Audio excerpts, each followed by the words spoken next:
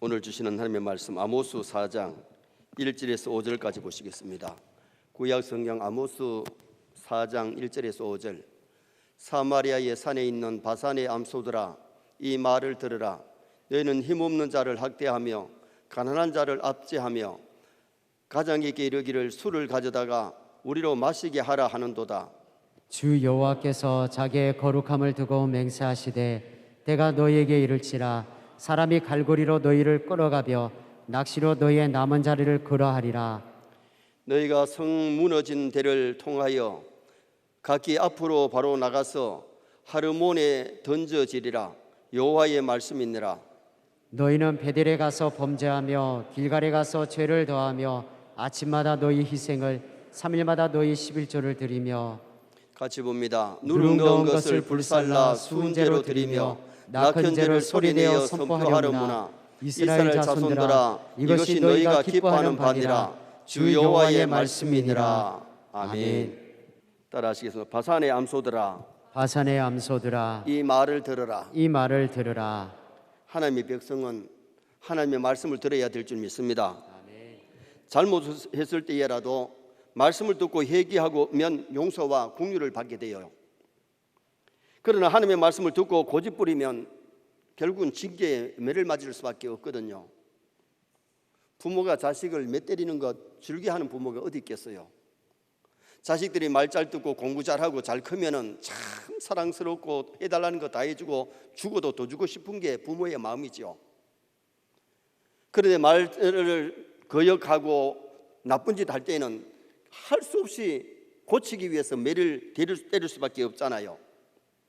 계시록 2장과 3장의 소아시아 7교회에 빠지지 않고 마지막에 주시는 메시지가 뭡니까? 귀 있는 자는 성령이 교회들에게 하시는 말씀을 들을지어다.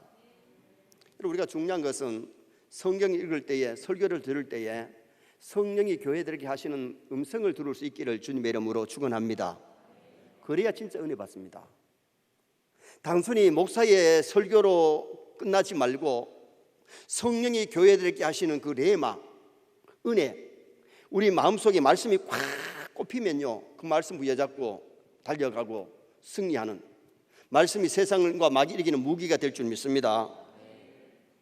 아모스서에 보면 아모스의 3편의 설교가 나오는데 이 4장에서는 두 번째 설교로 이스라엘이 하나님의 심판을 돌이킬 수 없는데 심판을 받지 않으려면 지금이라도 회개하고 지금이라도 하나님께로 돌아가면 너희들이 긍휼을 받을 수 있다는 메시지를 전하고 있는 거예요.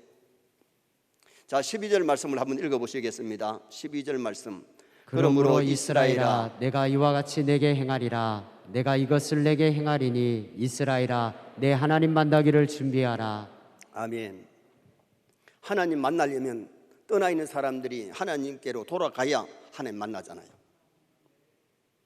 여러분, 하나님 만나면 살 줄 믿습니다. 쉬운 예로 신약에서 보여주는 메시지가 뭡니까?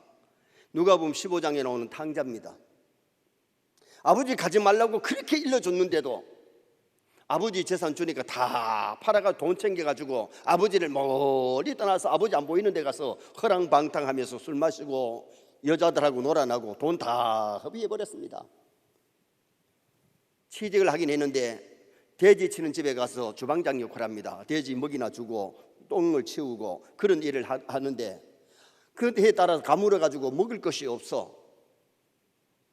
돼지 먹는 지염 열매를 가지고 씹으니까 입은 푸르고 얼마나 말랐는지 눈은 뻐끔하고 말라 죽어갑니다. 병들어 죽어갑니다.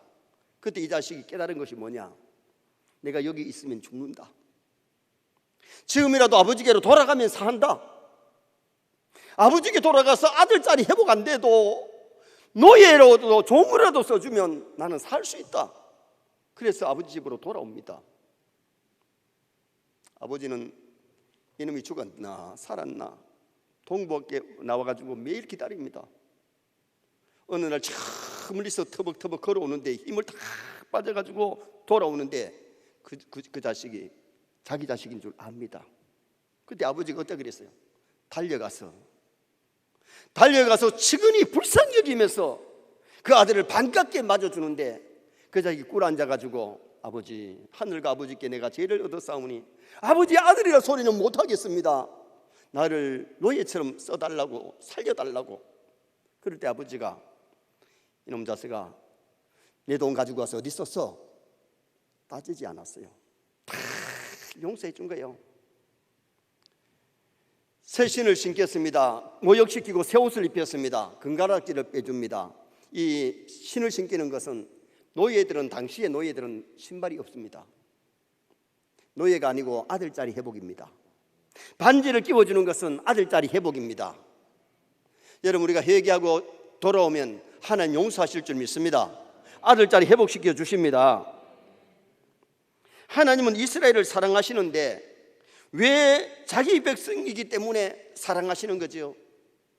지금 이스라엘 백성들이 범죄하고 하나님을 떠나 있는데 매를 그냥 때리기 전에 하나님은 사랑하시는 자녀이기 때문에 하나님께서 엘리야, 엘리사, 호세아, 아모스 같은 선자를 세워서 말씀을 주십니다. 하나님을 만나야 된다, 하나님께로 돌아가야 된다, 회개해야 너희들이 산다. 그러면서 하나님이 메시지를 주시고 말씀을 주신 거지요.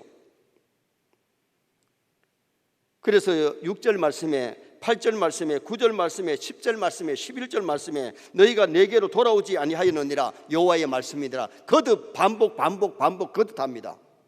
여러분, 하나님께로 돌아가야 됩니다. 돌아가야 삽니다. 그래서 너희들이 내게로 돌아오지 않았다, 돌아오라고 그렇게 거듭 말씀해 주시는 메시지가 이 아모스 4장 말씀이에요.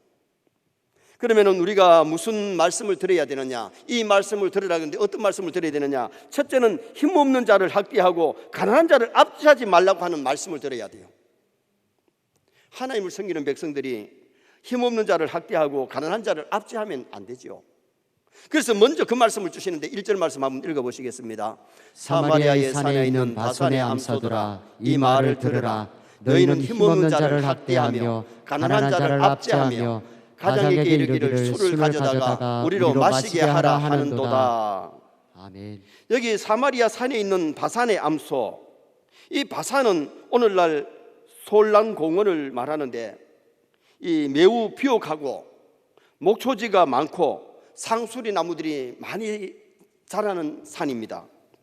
그래서 바산에 있는 가축들은 기름이 지고 살이 졌어요. 왜? 먹을 것이 많으니까. 그런데 여기에 바산에 있지 아니하고 사마리아에 있는 바산의 암소들아, 봐요. 오늘 여기 암소들을 향해서 들려주는 메시지가 아니거든요. 여기 바산의 암소가 무엇을 상징하느냐 하면 이스라엘의 의견을 대변하는 잘 먹고 잘 지내는 지도층의 아내들을 지칭하는 말입니다. 사마리아의 바산의 암소. 암소에게 주신 메시지가 아니라 이스라엘의 사마리아에 잘 먹고 잘 사는 부유층의 아내들에게 주는 메시지가 이 말씀이에요. 그런데 그들이 뭘 했느냐? 가난한 자를 학대하고 궁핍한 자를 압제했다는 겁니다. 부유한 여인들이 그냥 자기들만 잘 먹고 잘 사는 것이 아니라 어려운 사람들, 힘없는 자를 압제하고 가난한 자를 학대했으니 이게 죄가 무섭다는 거죠. 가난한 자 학대했다는 말은, 학대가 뭡니까? 몹시 괴롭히고 가혹하게 대우해 주는 것. 그리고는 궁핍한 자를 압제했다. 근데 압제는 권력이나 폭력으로 남을 꼼짝 못하게 강하게 눌려버리는 것. 당시 여자들이 돈 있다고 해서 가난한 자를 학대하고 어려운 사람들을 갖다다가 힘없는 자를 짓눌리는 그러한 죄를 저질렀다는 거예요.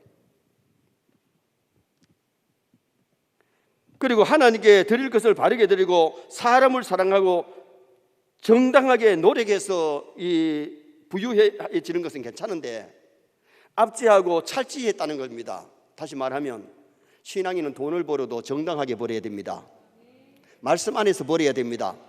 부당하게 축제하는 것, 남을 찰지하는 것, 억울하게 빼앗는 것, 이거는 안 된다는 거예요. 당시 사마리아 사람들이, 부를 누리는 사람들이 가난한 자, 약한 자를 가서 찰지하고 빼앗아 가지고 부자가 되어 있는데 그 아내들이 부를 누리면서 베풀 줄 모르고 자기들이 사치하고 향락을 누리는 그 모습을 여기서 지적을 하고 있는 거죠. 로마의 멸망의 역사를 보면 백성의 지도자들이 바산의 암소 노릇을 했습니다. 최고의 번영을 누리면서 국가를 향해서 더 많은 빵과 더 많은 서커스를 그들은 기대하고 바랐습니다. 다시 말하면 로마가 멸망한 것은 아침부터 밤늦게까지 포마셨습니다. 그리고 먹고는 가서 화장실에 가 토하고 또 와서 먹고 그러면서 차치하고 그리고 먹고 마시고 한나게 빠져 있다가 로마는 멸망했는데, 서로마는 476년에 게르만족에 의해서 멸망을 당했고, 동로마는 1453년 돌기족에게 그들은 멸망을 당하고 말았습니다. 로마가 기독교 국가가 되면서 모든 세계가 길이 로마로 넓히고 로마는 부강한 나라가 됐고 세계를 다스리는 나라가 됐어요. 그러나 로마의 교회들이 타락할 때에 로마는 결국은 무너지고 말았던 거죠. 대한민국은 IMF가 왔을 때에 국가를 살리기 위해서 집에 있는 금을 내다 놓고 손가락에 반지까지 내놓고 집에 있는 달러를 막 내놓고 해서 IMF를 일찍이 면했습니다. 대한민국이 대단하다고 대한민국이래요. 참 대단한 민족입니다. 그런데 우리나라 한국교회가 바로 서면 나라는 살 줄 믿습니다. 한국교회가 타락하면, 한국교회가 하나님을 멀리하면 결국 이 나라도 장래성은 없어요. 세계적인 미래학자들이 20, 30년 후에는 한국이 세계를 이끌어 나가는 민족이 될 것이다, 그렇게 내다보는 학자들이 참 많아요. 정말 우리 한국교회가 하나님 잘 섬기면 그런 나라 될 줄 믿습니다. 그러나 한국교회가 지금 내리막길을 걷고 있는데 한국교회가 타락하면 그런 것이 올 수가 없어요. 기독교가 들어온 지 130년이 조금 넘어서 동네마다 교회가 세워지고 우리나라가 참 발전했죠. 한국을 모르던 사람들이, 세계 사람들이 지금 한국을 알고 있고 한국의 모든 제품을 세계 사람들이 쓰고 있잖아요. 미국의 자동차가 10대 지나가면 한국 것이 꼭 있다는 겁니다. 하나님께서 이만큼 경제적으로 꽃피게 만들고 문화가 꽃피게 만들고 잘 먹고 잘 살도록 만들어주는데 우리가 사치에 빠지고 항락에 빠지고 신앙이 타락하고 그래서는 안 된다는 거죠. 존 F 케네디가 연설할 때에 국가가 당신을 위해서 무엇을 할 수 있는가를 묻지 말고 당신이 국가를 위해서 무엇을 할 것인가를 물어봐라. 여러분, 오늘 우리 교회들이 나에게 무엇을 해주기를 바라기 전에 우리가 교회를 위해서 무엇을 해야 될까를 물어볼 수 있기를 주님의 이름으로 축원합니다. 한 사람 한 사람이 교회를 위해서 충성하고 봉사하고 교회를 건강한 교회로 만들어갈 때에 교회가 아름다운 교회가 되지만은 교회에 무슨 뭘 해주기만 바라고 있으면은 교회는 성장할 수가 없고 건강한 교회가 될 수가 없는 겁니다. 1절 말씀을 다시 한번 읽어보시겠습니다. 1절 말씀. 사마리아에 있는 바산의 암소들아, 이 말을 들으라. 너희는 힘없는 자를 학대하며 가난한 자를 압제하며 가장에게 이르기를 술을 가져다가 우리로 마시게 하라 하는도다. 아멘. 가장에게 이르기를 술을 가져다가 우리로 마시게 하라. 바산의 암소들이, 다시 말하면 사마리아의 여자들이 부유하니까 남편들을 보고 가장에게 술을 가지고 와서 우리로 마시게 해라. 여러분, 요사이만 여성 상위에 건의가 있는 게 아니고 그때도 여자들이 남편을 이렇게 시키고 남편을 보고 술 가져오라 그리고 그렇게 사치를 누리면서 그렇게 살았던 것을 보게 되는데, 찰지해가지고 남을 억울하게 하고 자기는 잘 먹고 두드리고 마시고 그렇게 한락에 빠져 있는 그 모습을 말씀하고 있는 거잖아요. 우리가 말세에 오늘 들으라고 하는 이 말씀을 우리가 들어야 되는데, 신앙인은 정당하게 버려야 됩니다. 정당하게 쓸 줄 알아야 됩니다. 남을 압제하면 안 됩니다. 그리고는 학대하면 안 됩니다. 남을 억울하게 하고 학대하고 남을 압제하고 그렇게 살면 안 된다는 거죠. 남을 도와주고 베풀면서 살아가는 그런 아름다운 성도가 되어야 될 것을 말씀해 주고 있습니다. 두 번째로 우리가 무슨 말씀을 들어야 되느냐? 필연적 심판을 들어야 돼요. 필연적으로 찾아오는 심판을 들어야 된다는 거예요. 자, 2절 말씀 한번 또 읽어보시겠습니다. 주 여호와께서 자기의 거룩함을 두고 맹세하시되 때가 너희에게 이를지라 사람이 갈고리로 너희를 이끌어가며 낚시로 너희의 남은 자들도 그리하리라. 때가 너희에게 이를지라. 무슨 때가 이르느냐? 심판의 때가 너희에게 이른다는 겁니다. 주 여호와께서 우리의 주인이 하나님이신데, 우리의 주인이신 하나님의 마음에 합당하게 살아가면 주인이신 하나님이 우리의 필요한 것을 채워주실 줄 믿습니다. 정말 믿음으로 살면요, 하나님이 물질도 건강도 재능도 채워주지만은 거룩하게 살지 않고 불의하게 불경건하게 살면 하나님이 심판의 매를 때릴 수밖에 없음을 말씀하고 있는 거예요. 자기의 거룩함을 가지고 맹세하시되, 하나님은 거룩하신 분이에요. 거룩하신 하나님을 거룩하게 섬겨야 될 줄 믿습니다. 그래서 우리가 하나님을 믿는 사람을 성도라 그러잖아요. 거룩한 성자 무리도자, 거룩한 무리, 거룩한 사람이란 뜻이거든요. 그러면 우리가 거룩하게 살아야 되는데, 성도들이 말씀대로 안 살면 죄를 짓게 되고, 또 하나님의 말씀대로 안 살면 하나님과는 멀어질 수밖에 없는 거예요. 그렇다면 거룩을 잃어버리는 거예요. 이사야가 하나님의 성전에 가서 기도하다가 열린 하늘을 통해서 하나님의 높은 보좌를 보는데, 천사들이 하나님을 섬기는 모습을 볼 때에 천사들이 어떻게 섬겼느냐? 거룩하게 섬겼는데, 두 날개로 얼굴을 가리고, 얼굴 내놓고 아니고 두 날개로 얼굴을 가리고, 두 날개로 발을 가리고, 두 날개로 날면서 가다시 가다시 가다시, 거룩하다 거룩하다 거룩하다 만군의 여호와여. 거룩하게 섬기는 그 모습을 보다가 자기 입술을 보니까 입술이 그렇게 부정한 줄을 알았어요. 여러분, 거룩하신 하나님 가까이 가면 우리의 허물들이 드러날 줄 믿습니다. 그러면 죄를 회개하고 버릴 때에 두루마리를 빠는 자가 되고 정결한 자, 거룩한 자, 성도가 될 수 있는 거죠. 그래서 우리가 이 마지막 시대에 제약이 간영해가는 이 시대에도 우리는 거룩하게 구별되게 하나님의 자녀답게 먹고 마시고 말하고 행동하고 그렇게 살아가야 될 것을 말씀하고 있는 거죠. 거룩하신 하나님을 무시하고 물질을 모으되 타락한 방법으로 물질을 모으면, 죄지감에서 물질을 모으면 하나님은 싫어하세요. 그리고 벌었다고 해서 허랑방탕하게 돈을 쓰는 것도 하나님은 싫어하세요. 여러분, 우리가 거룩하게 깨끗하게 돈 벌고 돈도 값어치 있게 주님이 기뻐하시는 대로 쓸 수 있기를 주님의 이름으로 축원합니다. 하나님이 아브라함과 롯에게 같은 부유를 주셨어요. 부자가 되게 하셨어요.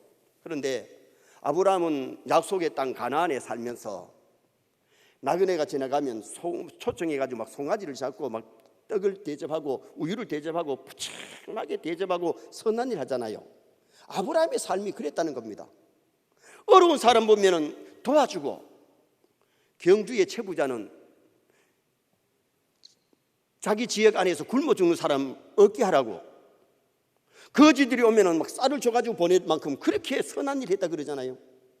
아브라함이 선한 일을 하면서 살았어요. 근데 조카 롯은 삼촌에게 배워가지고 나그네를 대접하기는 했지만은, 그러나 거기 가서 뭘 봤느냐? 소돔과 성의 제약을 많이 봤어요. 결국 두 딸이 자식을 얻기 위해서 아버지 포도주 취하게, 술에 취하게 만들어 놓고 동침해서 모압과 암몬을 낳은 것이 왜 그렇게 되느냐? 그들의 제약에서 배운 거예요.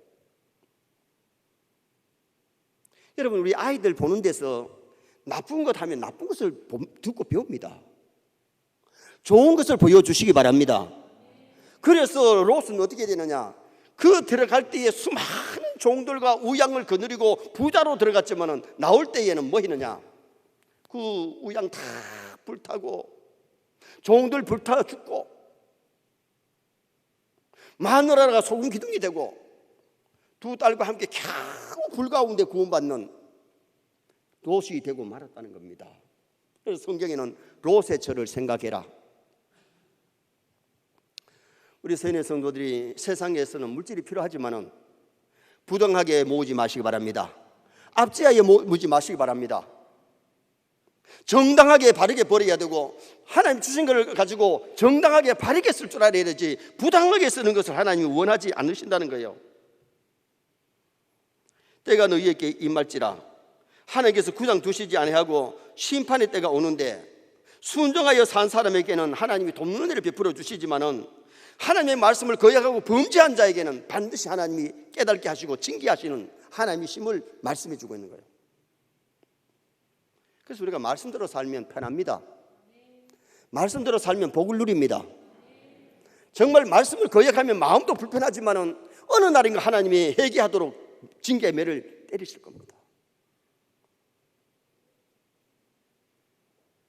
6월 달에 우리에게 등록하신 어떤 성도님한테 제가 물었어요. 세례를 받으셨는데 교회를 잘 다녔느냐 물었더니 어릴 때는 잘 다녔는데 오랫동안 교회를 떠나서 교회 생활을 잘 못했대요. 그래 어떻게 나오시느냐 물었더니 우리 교회 집사님을 만나가지고 교회를 인도받고 나오게 됐는데 가장 두려운 것이 뭐느냐, 하나님이 징계하실까봐 그게 겁나더라는 겁니다. 여러분, 사랑하는 자를 하나님이 징계하십니다. 정말 말씀대로 살지 아니할 때에 좀 기다리고 말씀을 통해 말씀을 줘도 그걸 배제해버리고 끝내 나가면 하나님은 징계의 매를 때려서 깨닫게 하고 회개하고 돌아오게 하시는 하나님이세요.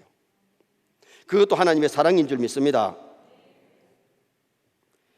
2절 하반절에 보니까 사람이 갈고리로 너희를 끌어가며 낚시로 너희 남은 자들을 그러하리라. 갈고리로 끌어간다는 이 말이 뭐예요? 묶어가지고 끌려간다는 겁니다. 여러분, 이 말씀 주신 후에 얼마 지나가지고 그들이 회개하지 못해서 압수르가 침략해가지고 사마리아가 붙잡혀갈 때에 사람들 다 이래가지고 끌려가는 거예요. 갈고리에 끌려가는 거예요. 여러분, 하나님의 말씀은 1.1이라도 땅에 안 떨어집니다. 회개하고 하나님께로 돌아갔으면 그들이 그렇게 비극을 맞이하지 않았을 텐데 말씀을 듣고도 돌아가지 못했기 때문에 결국은 갈고리에 끌려가지고 남의 나라에 가서 포로 생활하게 되는 그 모습을 말씀하고 있는 거죠.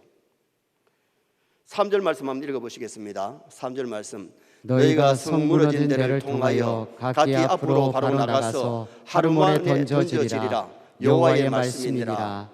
하르몬에 던져지리라. 이 말이 뭐예요? 끌려가다가 음식을 제대로 못 먹었고 병이 들어가지고 끌려가다가 쓰러지면 하르몬에다가 버리고 갔다는 거예요. 여러분, 노예로 끌려갈 때는 사람 취급을 못 받습니다. 노예들에게 배부르도록 음식을 주고 목마르다 할 때 물 갖다 줍니까? 안 갖다 줍니다. 여러분, 우리가 변호 영화를 보셨죠? 다 묶여가지고 끌려갈 때에 나사렛을 지나면서 사람들이 물을 마시게 하는데 변호에게는 물도 안 주고 그렇게 하는데 그 장면에 보면, 변호 영화에 보면 예수님이 나타나서 물을 떠가지고 변호에게 마시게 하는 장면이 나옵니다. 영화 보셨지요? 못 봐도 괜찮습니다. 그러나 여러분, 노예에게는, 끌려가는 사람에게는, 이렇게 가는 사람에게는 배고프다고 해서 먹을 거 푸짐하게 주고 목마르다고 해서 마실 거 다 주고 안 합니다. 그리고 끌려가다가 넘어지면 그냥 버리고 가는 것이 이것이 당시에 끌려가는 포로민의 생활이었어요. 그래서 오늘 성경이 그러잖아요. 갈고리에 끌려가지고 가는데 하르몬에서 버림을 당하는 그 모습을 여기 본문에서 말씀을 하고 있는 거죠. 여러분, 하나님의 말씀은 정확하게 일러주는 겁니다.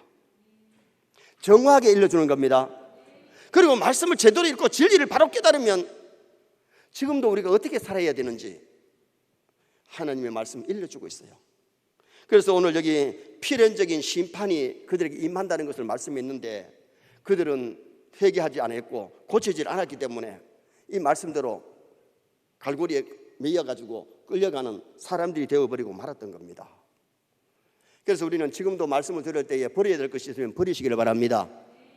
그리고 고칠 것이 있으면 고치고 말씀을 따라가면 반드시 승리합니다. 마지막 세 번째는 이스라엘의 범죄가 무엇인지를 들으라 그랬습니다. 그들이 무엇을 잘못해서 지금 끌려가는지, 무엇을 잘못해가지고 지금 심판이 임하는지를 말씀하는데 4절 말씀 한번 또 보시겠습니다.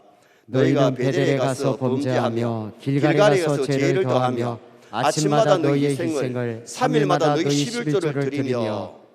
여러분, 이 말씀은 그냥 이거 무슨 뜻인지를 모릅니다.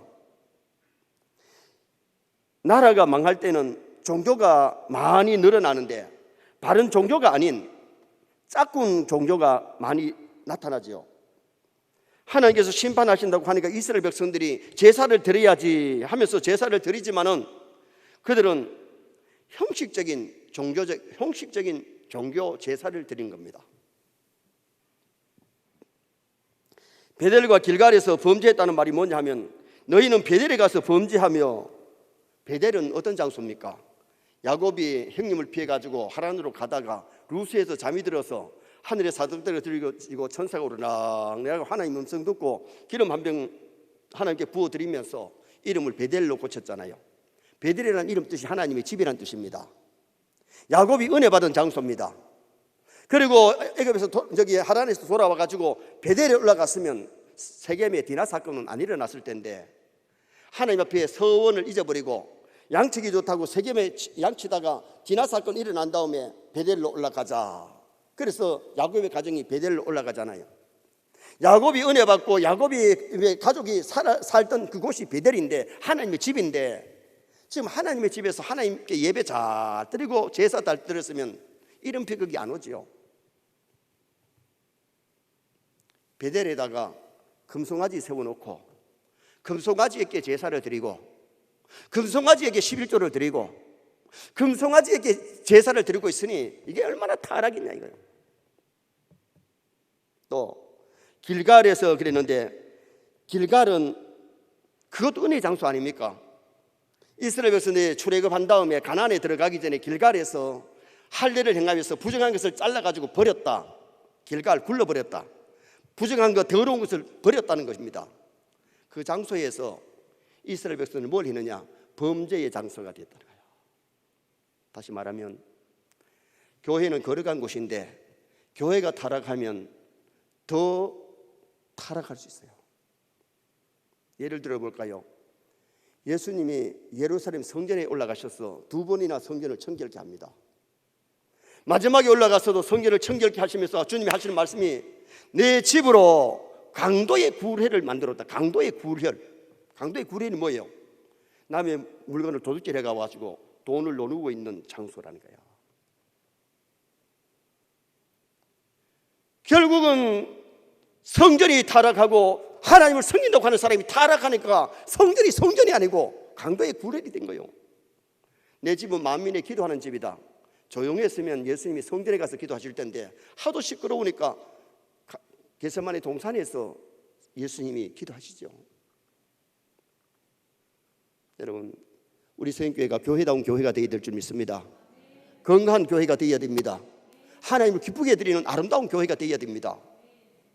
그리고 선의 성도들이 정말 참 신자가 되시기를 바랍니다. 형식적인 신앙인이 되면 안 된다는 거예요.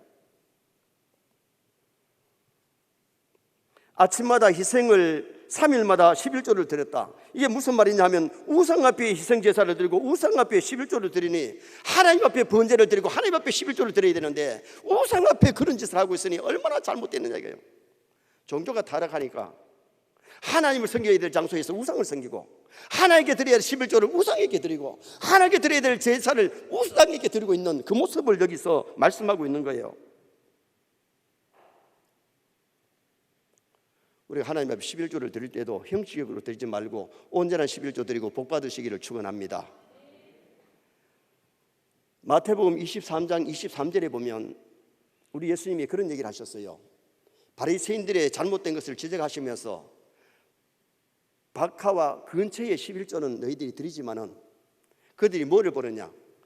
의와 인과 신을 버렸다. 의를 저버리고 신이 뭐냐? 믿음이에요. 믿음이 없는 11조가 그게 바르게 됐겠느냐? 그러니까 근처의 11조, 예를 들어 미나리 채소 같은 11조를 드렸는데 큰 것은 하나님께 안 드렸다는 거예요. 그뿐입니까?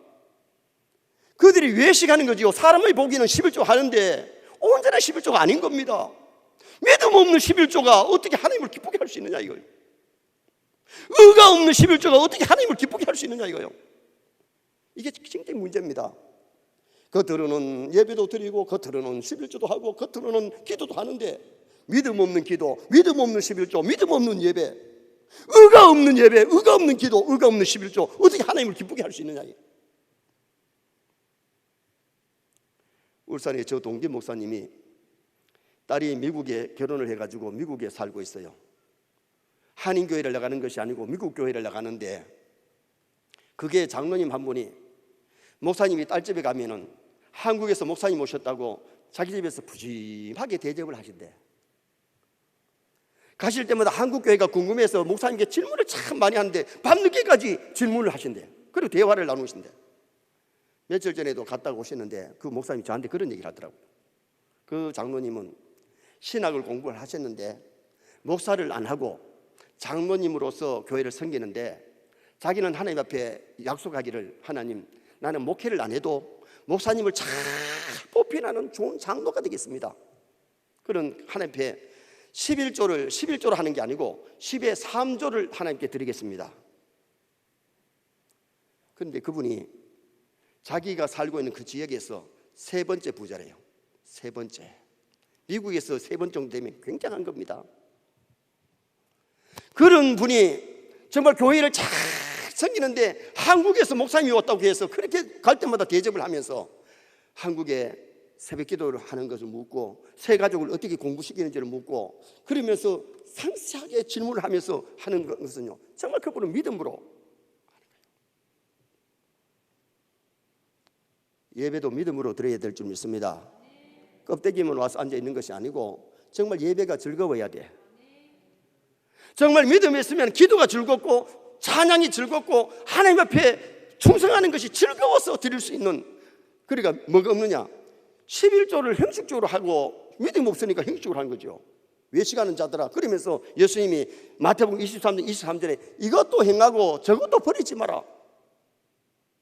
신약에 와서 11조를 해라. 그러면서 신과 인과 의를 버리면 안 된다. 믿음으로 해야 된다. 그것을 예수님이 강조해 주신 메시지가 마태복음 23장 23절의 말씀이에요. 요사이 11조는 절대로 하지 말라고 하는 설교하는 사람도 있습니다. 그 마귀의 소리입니다. 여러분, 우리가 말세에 하나님의 말씀에 귀를 기울이시기 바랍니다. 성령이 교회들에 가시는 음성들이 마귀 소리 들으면 신앙생활 흔들리는 겁니다. 11조 잘하는 사람이 야 11조 엄마한테 하느냐, 하지 말아도 된다, 안 한다. 성경에 예수님이 어떻게 말씀했는지를 알아봐야 되고 구약에는 어떻게 했고 신약에는 어떻게 하라 그랬는지 정확히 알면은 우리가 신앙이 흔들리지 않죠. 5절 말씀 한번 다시 읽어보시겠습니다. 누룩 넣은 것을 불살라 수은제로 드리며 낙헌제로 소리내어 선포하려무냐. 이스라엘 자손들아, 이것이 너희가 기뻐하는 바니라. 주 여호와의 말씀이니라. 하나님께 드리는 제사에는 누룩을 넣으면 안 됩니다. 수은제를 드릴 때에 누룩 넣으면 절대로 안 돼요. 누룩은 죄악을 상징했거든요. 다시 말하면 우리가 예배 드릴 때는 죄를 가지고 드리면 안 됩니다. 찬송을 할 때나 기도를 할 때나 예배를 드릴 때에 죄를 가지고 드리면 안 돼요. 그래서 여러분 교회를 미리 나오셔서 회개할 것 있거들랑 다 회개하고 예배 드리시기 바랍니다.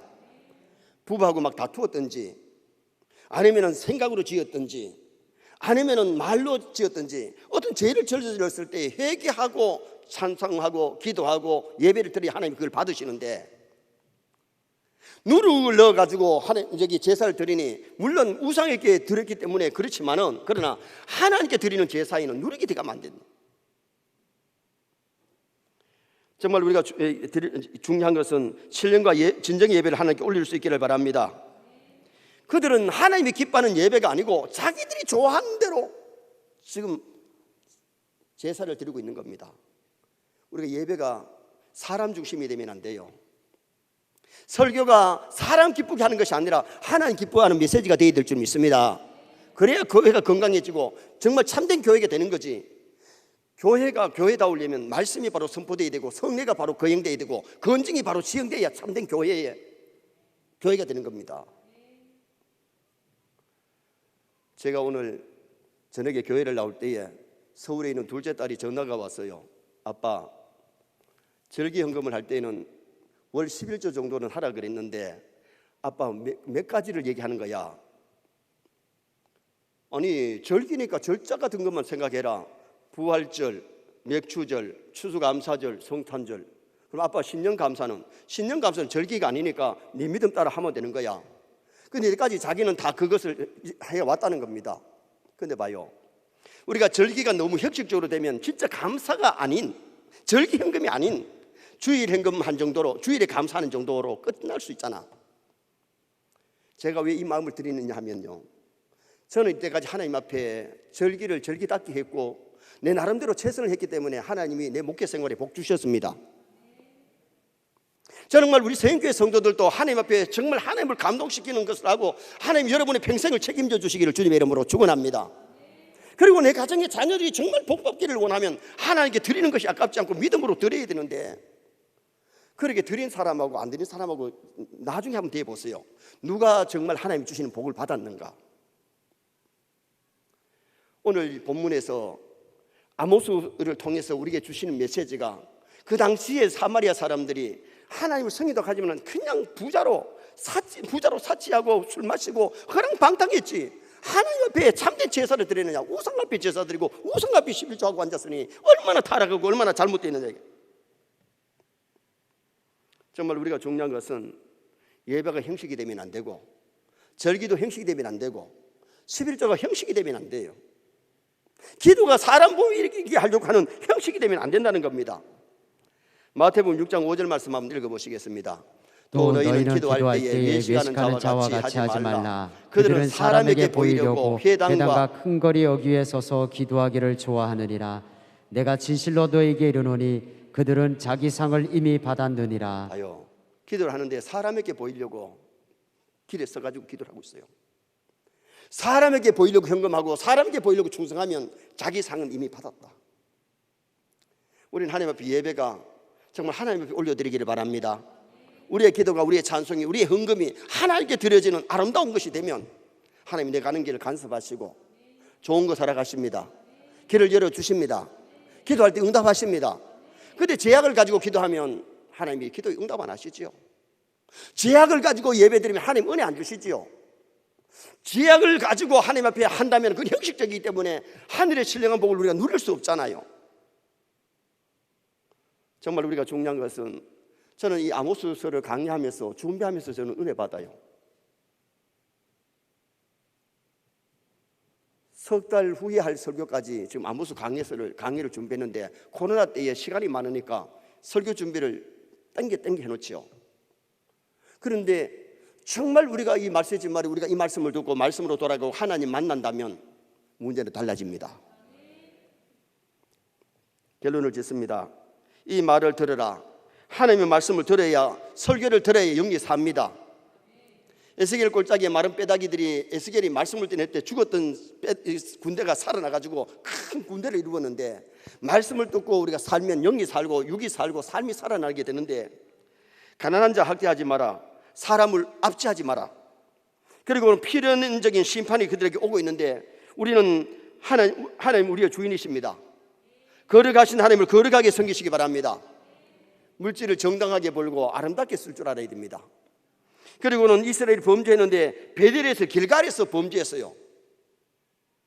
베델, 야곱이 큰 은혜 받고 복 받은 그 장소가 저주의 장소가 되어버렸고, 길갈에서 제약을 잘라버리고 버렸던 그 장소가 제약을 생산하는 장소가 되었으니 얼마나 병들고 얼마나 잘못된 겁니까? 우상에게 희생제사를 드리고 우상 앞에 11조를 드렸으니 얼마나 잘못된 겁니까? 오늘 우리가 중요한 것은 정말 교회 나와서 예배 드릴 때마다 하나님께 예배가 올라가기를 바랍니다. 정말 하나님 앞에 기도하고 하나님께 찬송하고 기도에 응답받고 말씀에 은혜 받고 정말 우리의 삶이 행복하고 아름다운 남은 생애가 될 수 있기를 주님의 이름으로 축원합니다.